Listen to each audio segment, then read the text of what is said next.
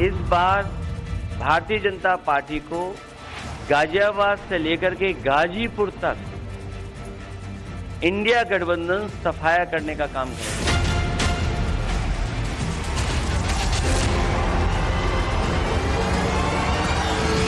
कितना सीट आएगा उसको लेकर लड़ाई है, सीटों को लेकर 400 पार होगा।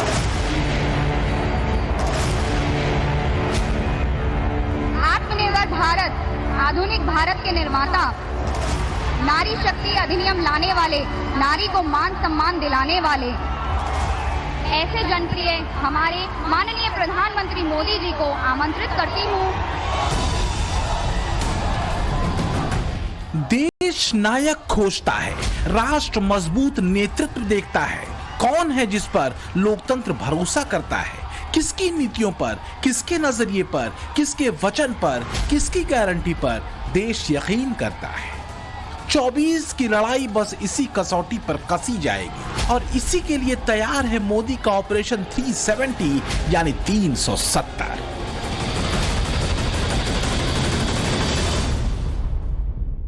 आखिर क्या है वो रणनीति जिसके साथ प्रधानमंत्री नरेंद्र मोदी 400 प्लस सीटों का दावा कर रहे हैं? क्या है वो प्लान जिसने विपक्षी दलों को बेचैन कर रखा है? क्या है ऑपरेशन 370 के पीछे मोदी मैथमेटिक्स? दरअसल मोदी ने एनडीए के लिए टारगेट रखा है 400 प्लस सीटों का, जबकि बीजेपी के लिए टारगेट है 370 सीटें।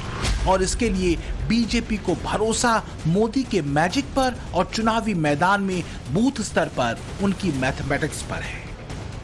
और जब आप मोदी मैजिक और मैथमेटिक्स दोनों के डबल इंपैक्ट को समझेंगे तो बात शीशे की तरह साफ हो जाएगी कि आखिर 400 प्लस सीटें मोदी के हिस्से में किस तरह आएंगी। इंडी गठबंधन के लिए सबसे बड़ी चुनौती है मोदी मैजिक, जो पिछले चुनाव में मोदी राज के 5 साल के एंटी इनकम्बेंसी के बजाय प्रो कम्बेंसी में बदल गई थी और बीजेपी 303 सीटों पर पहुंच गई थी।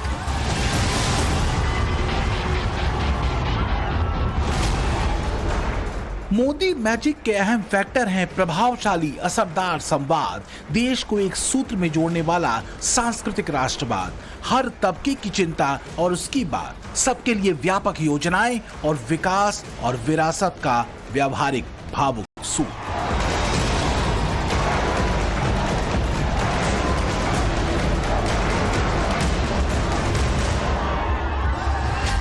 हमारे एजेंडे में विकास भी है और विरासत भी है। अभी बीजेपी ने अपने संकल्प पत्र में भी कहा है कि वो भारत की विरासत को वर्ल्ड हेरिटेज मैप पर लेकर जाएगी और इससे बड़ी संख्या में ग्लोबल टूरिस्ट भारत आएंगे और इसका लाभ इन सभी क्षेत्रों को होगा। यही मोदी मैजिक इंडी गठबंधन के लिए बड़ा सिरदर्द है। यही वजह है कि 2019 से 24 के बीच में देश में हुए तमाम विधानसभा चुनाव में विपक्षी पार्टियों ने हर बार मोदी मैजिक को कसौटी पर रखने की कोशिश की, ताकि मोदी मैजिक के कम होते असर से एक परसेप्शन गढ़ा जा सके। लेकिन 2023 के अंत तक हुए 5 राज्यों के चुनाव में मोदी मैजिक और मजबूत होता दिखा। लेकिन सवाल यह है कि मोदी मैजिक के अलावा 400 प्लस का मोदी मैथमेटिक्स क्या है? 400 पार के लिए मोदी मैथमेटिक्स का सबसे अहम सूत्र है और बूथ पर 10% वोटर्स के बढ़ोतरी का टारगेट। इससे पहले बिहार में बीजेपी कार्यकर्ताओं को संबोधित करते हुए पीएम मोदी ने हर बूथ पर 10% वोटरों को बढ़ाने का लक्ष्य दिया था। यही नहीं, उन्होंने हर बूथ पर 370 नए वोटर्स को जोड़ने का लक्ष्य भी अपने कार्यकर्ताओं को पीएम मोदी ने दिया था। 2014 और उसके बाद लगातार मोदी शाह की रणनीतिक तैयारियां विपक्ष को चौंकाती रही हैं। Micro level booth management BJP की मजबूती की सबसे बड़ी वजह रही है और इसके पीछे है बीजेपी कार्यकर्ताओं की वो समर्पित टीम जो सेट टारगेट को हिट करने के लिए जानी जाती है।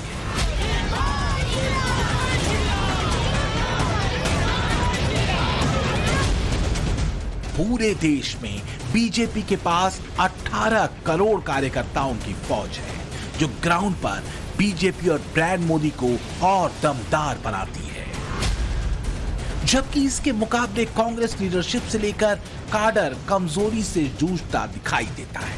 जहां बीजेपी बूथ लेवल पर अपना प्लान तैयार करके बैठी है, तो वहीं कांग्रेस 24 की रणनीति के लिए सहयोगी दलों पर निर्भर दिखती है। कांग्रेस और भाजपा के बीच का यही अंतर हमें बूथ बूथ में हर वोटर को बताना है, हर मतदाता को समझाना है। समझाओगे? जरा दोनों हाथ ऊपर करके बताइए, समझाओगे? हर किसी को बताओगे? एक एक बात बताओगे? साथियों, मोदी का मिजाज भी अलग है, मेहनत भी अलग है और मिशन भी अलग है। मोदी के इसी मिशन को लेकर माइक्रो लेवल स्ट्रेटजी तैयार है। बूथ लेवल पर मोदी का एक्टिव प्लान असाधारण असर वाला है। देश में कुल 96 करोड़ वोटर हैं। अगर 70% वोटिंग भी हुई तो इस हिसाब से कुल 67 करोड़ वोट पड़ेंगे। 2024 के रण में भी मोदी ने इसी कारगर रणनीति को एक्टिव किया है। हर बूथ पर 370 वोटर्स को बढ़ाने का एक्शन प्लान। देश में कुल 11 लाख बूथ हैं। अगर बीजेपी ने 370 नए वोटर्स को हर बूथ पर जोड़ा तो इस हिसाब से कुल वोटर्स की संख्या हो जाती है 40 करोड़ 70 लाख वोटर्स की। अब जरा 2019 में बीजेपी को मिले कुल वोट को देखिए। बीजेपी को पिछली बार 22 करोड़ 9 लाख 76,879 वोट मिले थे। अब अगर 40 करोड़ 70 लाख वोट और 22 करोड़ 9 लाख 76,879 वोट को जोड़ दें तो कुल वोट हो जाता है 63 करोड़ 60 लाख 76,879। बीजेपी के लिए जितने वोट का टारगेट मोदी ने 2024 में रखा है वो है करीब 41 करोड़, जबकि 370 वाले गणित के हिसाब से ये संख्या बीजेपी को मिलने वाले कुल वोट की संख्या कहीं ज्यादा दिखती है। अब सवाल यह है कि क्या ये गणित इतना आसान है? क्या बीजेपी के कार्यकर्ता वाकई में 40 करोड़ नए वोटर्स को जोड़ पाएंगे? इस सवाल का जवाब छुपा है प्रधानमंत्री मोदी की उन जन कल्याणकारी योजनाओं में जिन्होंने आम लोगों को प्रधानमंत्री मोदी और भारतीय जनता पार्टी से जोड़ा है।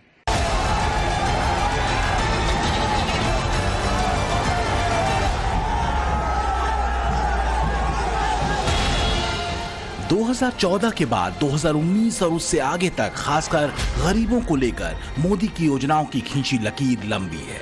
जाहिर है वो लकीर है जो एक बड़े तबके के साथ मोदी के कनेक्ट और कमिटमेंट को और मजबूत करती है। देश में करीब 82 करोड़ लोगों को हर महीने दिया जाने वाला मुफ्त अनाज हो, 30 करोड़ मुफ्त गैस कनेक्शन हो, देश में 11 करोड़ परिवारों को दिए गए शौचालय हो, गांव में हर घर तक नल से जल पहुंचाने की योजना हो या फिर गरीबों को पीएम आवास योजना के तहत मिले 4 करोड़ पक्के मकान। ऐसे करीब 35 करोड़ लाभार्थियों को एक बड़े वोट बैंक के तौर पर मोदी के पक्ष में बोल बंद कर दी है। बाकी जो बचे हैं उनको भी मोदी गारंटी दे रहे हैं। अगर कोई छूट गया हो तो आप मेरी तरफ से पूरे विश्वास के साथ आप ही मेरे लिए मोदी हैं।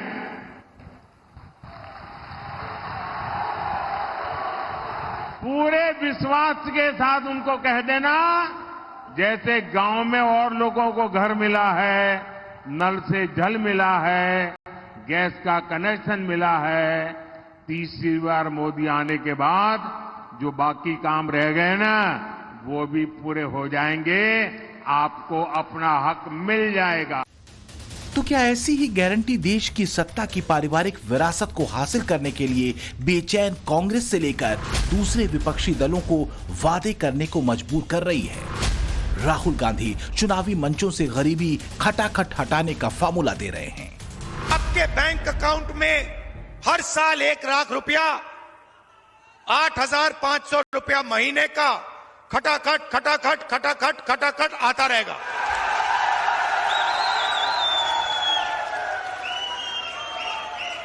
और एक झटके से हिंदुस्तान से हम गरीबी को मिटा देंगे। अरे देश पूछ रहा है, आखिर ये शाही जादूगर इतने बरसों तक कहां छुपा था? 50 साल पहले इनकी दादी ने देश से गरीबी हटाने की घोषणा की थी। 50 साल हो गए। सवाल आधी छोड़ पूरी पकड़ने का नहीं है, बल्कि भरोसे का है। और पब्लिक का भरोसा कम से कम बीते 10 सालों में मोदी की गारंटी पर बना है। एक तरफ बातें सिर्फ हवा में हैं, जिनका जमीनी हकीकत से कोई लेना देना नहीं, तो दूसरी तरफ छोटे सधे लेकिन संतुलित कदम हैं जो बड़े परिवर्तन कर रहे हैं। आपने हमें गीर गाय दिया, उसके लिए आपको बहुत बहुत धन्यवाद। हमारी गीर गाय साहब रोज लगभग 17 से 18 केजी दूध देती है। 18 केजी? अच्छा, हमारा गुजरात में मैंने नियम बनाया था कि किसी पुरुष को पैसे मत दो दूध के। अच्छा। महिला को सीधा मिलना चाहिए। यहाँ शुरू किया कि नहीं किया? हैं? देखिए, मैं आज बोल करके जा रहा हूँ, अभी आपके अकाउंट में दूध का पैसा महिलाओं के अकाउंट में ही जाएगा। जी सर। किसी पुरुष के अकाउंट में नहीं जाएगा। फिर ऐसा तो नहीं होगा मोदी जी ने घर में झगड़ा करवा दिया। और सर जी, जो बोनस का पैसा आता है, मैं उससे गोबर खरीदती हूँ और बर्मिंग खाद का। अच्छा, वो काम शुरू किए हैं? जी सर जी, बर्मिंग खाद बनाती हूँ। हमारी बर्मिंग खाद जो है महीने का लगभग 40 से 50 कुंटल जो है तैयार होता है। उसे मैं मार्केट में सेल करती हूँ। अरे वाह, आप तो बड़ा स्टार्टअप चलाती हो।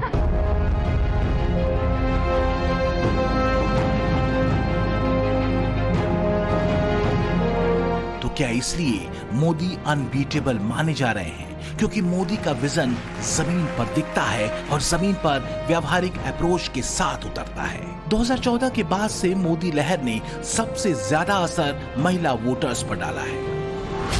SSS 2024 के मुताबिक देश में 2 करोड़ 63 लाख नए मतदाताओं ने पंजीकरण कराया है, जिसमें महिलाओं की हिस्सेदारी ज्यादा है। ये करीब 1 करोड़ 41 लाख है, जबकि इसमें पुरुष वोटर्स की हिस्सेदारी सिर्फ 1 करोड़ 22 लाख ही है। बात सिर्फ वोटर्स के गणित की नहीं है, बल्कि भावनाओं की उस स्टोर की है जिसे मोदी अपने संवाद में साधते हैं। इंडी अलायंस ने अपनी घोषणा पत्र जाहिर किया और उन्होंने कहा है कि उनकी लड़ाई शक्ति के खिलाफ है। मेरे लिए हर मां शक्ति का रूप है, हर बेटी शक्ति का रूप है। मैं इस चुनौती को स्वीकार करता हूं और मैं इन शक्ति स्वरूपा माताओं बहनों की रक्षा के लिए जान की बाजी लगा दूंगा।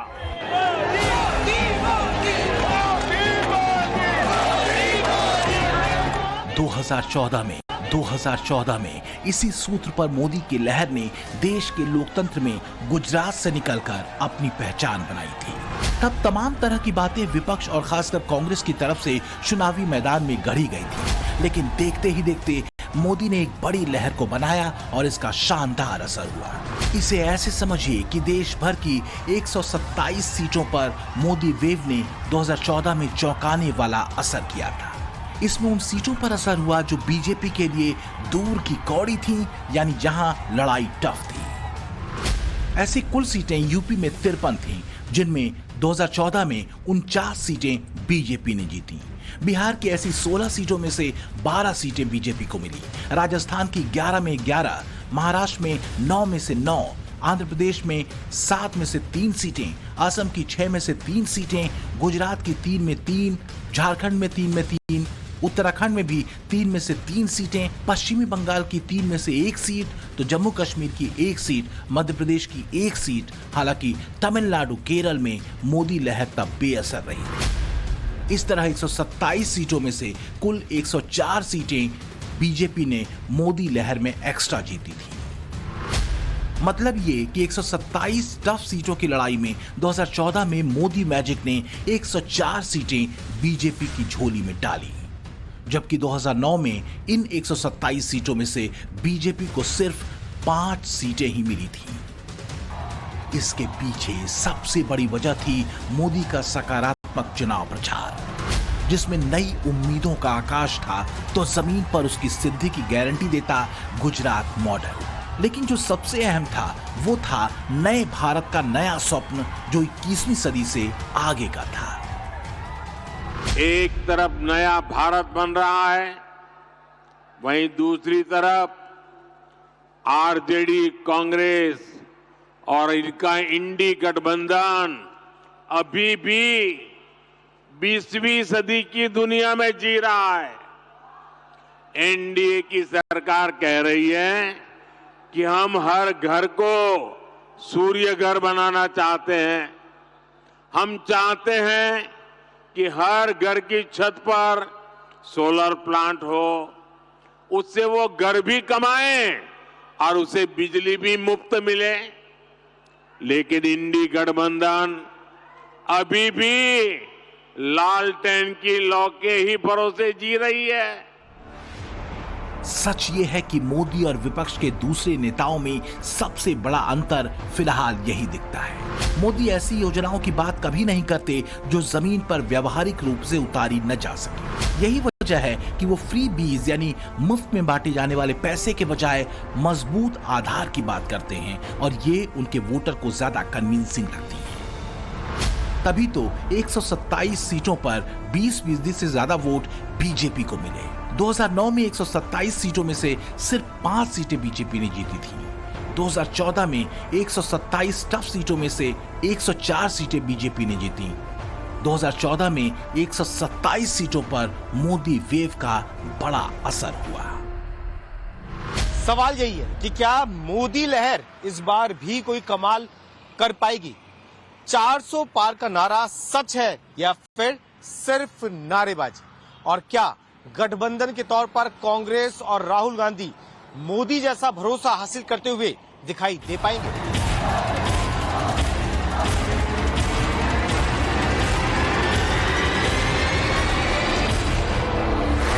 फिलहाल जिस जातीय भेद के मुद्दे को लेकर राहुल गांधी ब्रांड मोदी से टक्कर लेने निकले हैं, वो सनसनीखेज तो हो सकता है, लेकिन सत्य से दूर दिखता है और उतना ही अव्यवहारिक। बात विजन की है। 4 जून को जनता ये साफ कर देगी कि वो कौन सा विजन है। भारत के भविष्य को लेकर है और व्यवहारिक है और भरोसेमंद भी। अब की बार